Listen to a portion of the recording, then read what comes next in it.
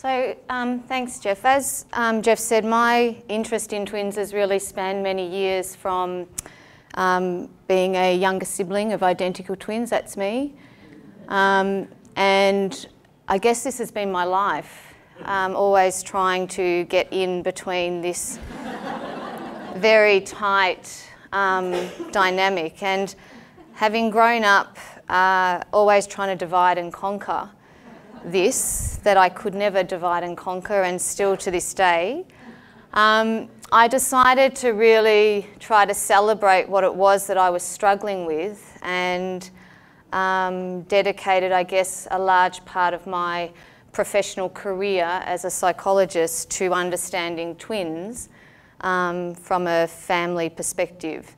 So I started really working with David Hay in a large Australian twin study and doing my research with him, and was very grateful for his wisdom and expertise in the area of twin research, and more recently really specialise in seeing twins and their families and understanding what it's like from both my personal experience, but also the many twin families that I work with, their experience of having twins in their families.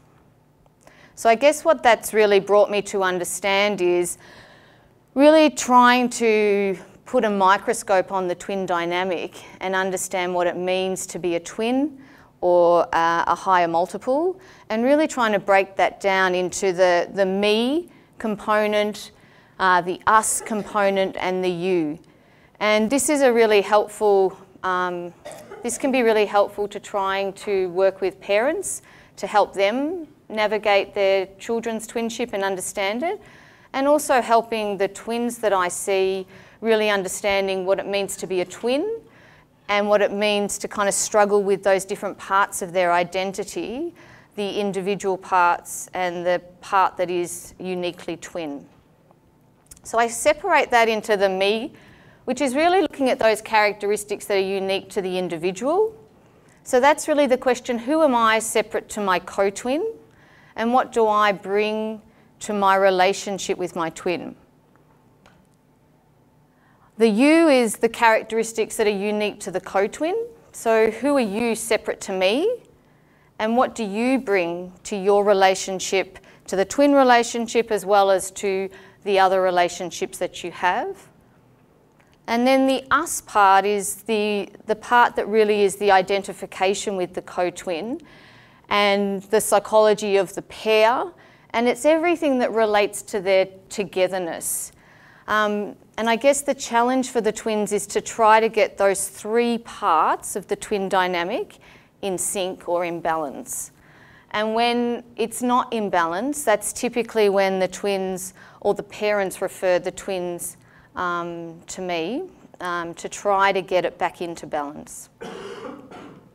So I guess one of the things that families come in is around some of their own struggles in parenting, and I'll talk about some of these. I love this photo because it's my mother with my sisters, and she looks surprisingly very happy, and I'm not sure if she's in denial, while these children are screaming simultaneously. And I think for me that really encapsulates some of the struggles that parents have. My mother might be just posing for the photo, which she does like to do. But I guess helping twins understand what their psychology is really trying to go back from conception, where they've really had to share space right from that time of conception. And that really sets the stage for sharing space right through life. And really trying to understand what that means for them in the postnatal environment, where they never have exclusive access, if you like, to their mother, most likely, or to both parents. So unlike a single-born child who does have mums usually, or primary carer, sole attention, the twins have to compete for that right from conception, right in utero, and that continues. And I think understanding or helping twins and their parents understand that can then help them to understand either competition that manifests in their life, both healthy and sometimes the more unhealthy competition. We've also heard today about some of the pre and postnatal complications that can happen that can put increasing stress on parents. It is hard for parents to dedicate sole time to the parenting or the developmental needs of each twin. So you have to think that these two children are typically, not in all cases, but are going through the same developmental milestones at the same time. So you have two children learning to walk, talk, toileting, etc. at the same time. So it can be very hard for a parent or carer to attend to the one child without feeling a competing demand to attend to the co-twin simultaneously. And often what happens is the co-twin can serve as a distraction to the parent or carer away from attending to the needs of the one twin at one time. So there's always this competition, and that, parents will tell me, can create at times feelings of guilt because I can't share myself, I can't split my attention, and so I'm constantly juggling which child to attend to. And that can be quite depleting for parents. I guess the other thing parents struggle with is trying to kind of understand what each twin's need is without assuming that the twin has the same need as the co-twin. So sometimes parents will ask one twin what is it that he or she wants, and will not direct that same question to the co-twin and just assume that the co-twin wants the same. And so a lot of the time really supporting parents and carers to understand, to kind of direct their language in the postnatal environment to each twin, which is really supporting that experience of uniqueness or individual needs, rather than treating them as a pair all the time. The role of the co-parent is really important. We find that sometimes the co-parent or typically the father often feels excluded, excluded from not only the twinship, but also excluded from knowing his place in the caring for the twins. But we do know that clinically, if the dads typically can get more involved, then it does provide some really significant relief, often for the mum, to give that undivided attention. So really spending a lot of time working with the dads at supporting them to understand what their role is in the twin relationship, but also in supporting their partner to give space to that need for undivided attention. So some of the other challenges that we see, and I guess that slide is really, that photo is really trying to emphasise bringing in the father. And in this generation, when my sisters were born over 50 years ago now, the dads were not often around. Wouldn't say that too loudly. But I guess this slide really encapsulates trying to bring the dads in and giving them a role in really co-parenting and supporting them with that and the significance of that. We do know there's a phenomena in twin psychology where called the mother's twin, father's twin, and that's where the twins will at times show preference for either parent. And that might be a real preference, or it might be a preference that the twins have created within their twin dynamic in order to secure attention, undivided attention from each parent. And that can change over the course of development. I guess one of the other challenges, and this is probably one that's been close to my heart, is understanding what it means to have siblings of twins and really preparing other children in the family. So the literature tells us that the younger siblings of twins actually fare okay, and that was very refreshing for me to read that literature. Why is that? Probably because we get parented multiple times. So we have two parents in most cases, not always, and then we have twins kind of parenting us. So the literature was saying the younger siblings of twins seem to be doing okay from a well-being point of view. The struggles are around, I think, not just from my own experience, but also from the literature around trying to carve out an identity that is separate to being a sibling of twins.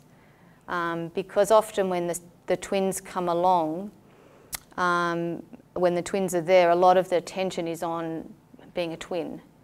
And it's not quite as exciting being in a family where you've got twins and then a single-born child. The single-born child is much less of a novelty. And people typically always ask about the twins. Oh, how are your twins? How are the twins? What are they doing now? So for the older siblings of twins, the literature, and this is where some of my research was focused, actually feel quite an experience of displacement.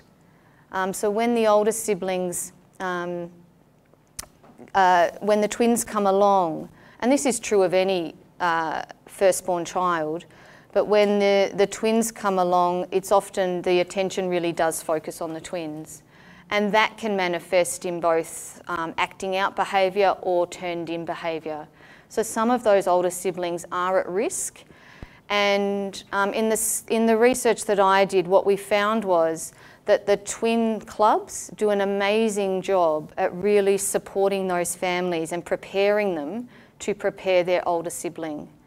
And so those families that had been well connected into a twin club were doing much, their older siblings were doing, older children were doing much better than those families that weren't, because they felt much more prepared and were able to prepare their older child. I guess the other challenge, and this is the one that presents itself most in my work, is what happens during adolescence. And many a times the adolescents will come in because this is when that real challenge for separation and individuation is heightened, because during adolescence you not only have to separate from your parent, which is the typical developmental task of adolescence, but you also have to separate or find a way to separate from your co-twin. And that can present a lot of challenges for some twins. How do I be myself while also staying connected to you, my co-twin, and you, my parents? So many adolescents will struggle during that time, and it can be for some a time that presents a risk for some more serious mental health problems and more serious kind of rebellion as they struggle to make that double separation. We also know that parenting twins can put strain on the couple relationship. There's much less time for the couple. And that's true after children are born into a family, regardless of being a twin.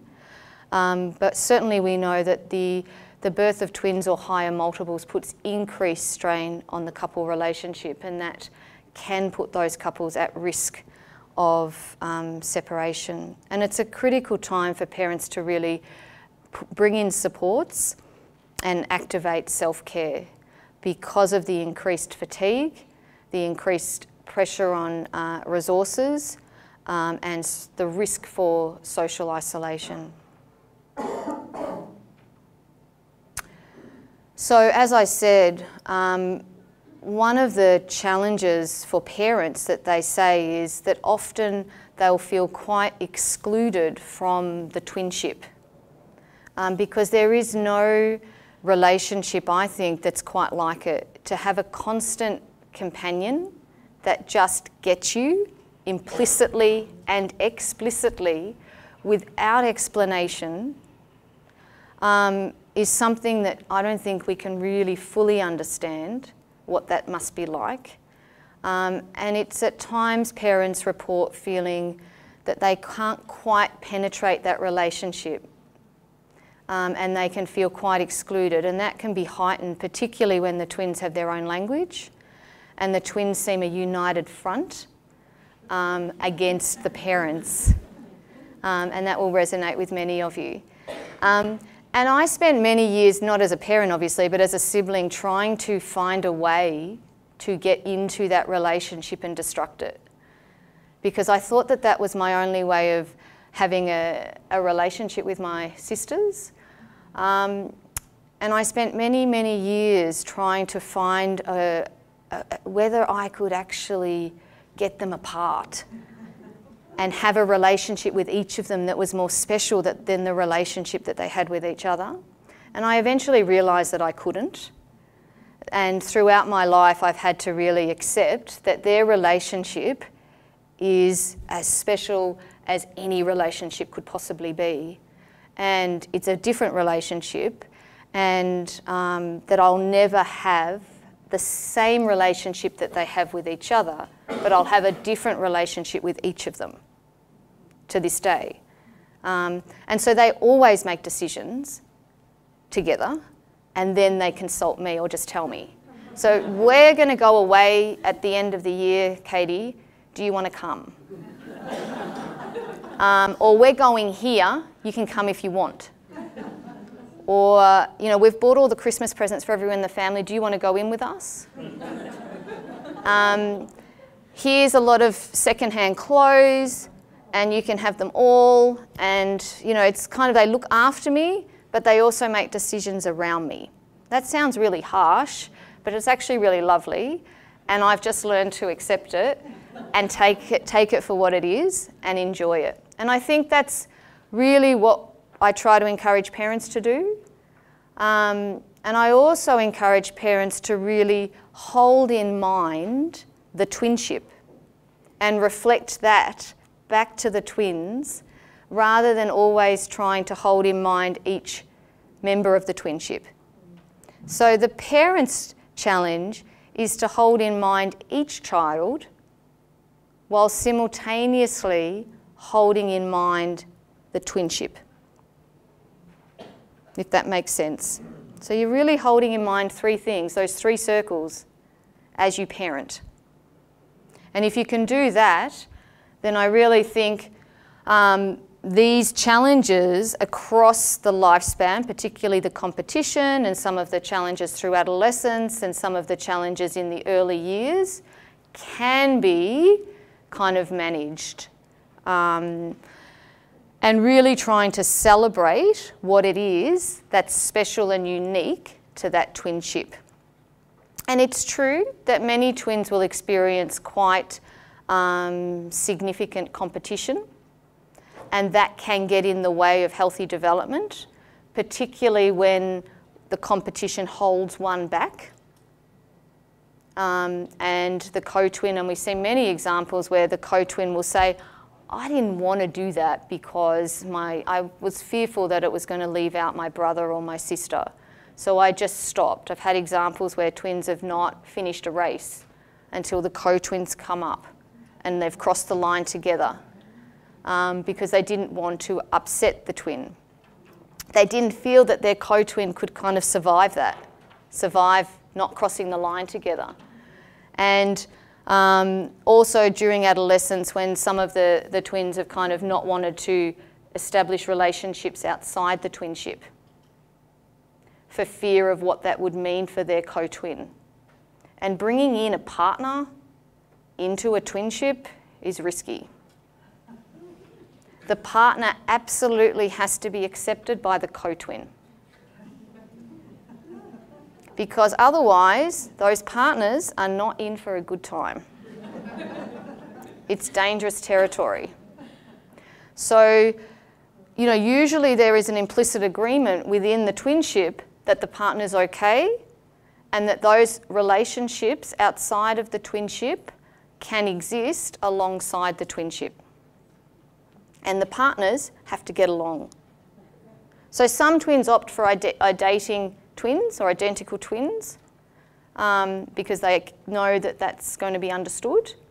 But it is really important that the partners coming in can accept and tolerate the twinship, because it might be the case that the twins go to the co-twin first for exciting news before the partner. Okay, so I guess just to sum up, what we're really trying to do is to support this healthy separation from the primary carer and the co-twin, while really simultaneously celebrating what it means to be a twin, and really helping the twins or the higher multiples to celebrate what it means to be a twin. So those questions, what do you like about being a twin? What do you don't like? What's good about it? What do you find really hard? As Karen said, not insisting that twins are separated at school, but really celebrating what it means to be together at school, and really supporting the fact that having a co-twin can be a buffer and a protective factor in and of itself. So why would we get rid of that protective factor in times of transition? And really holding in mind for parents the idea of the me, the you, and the us.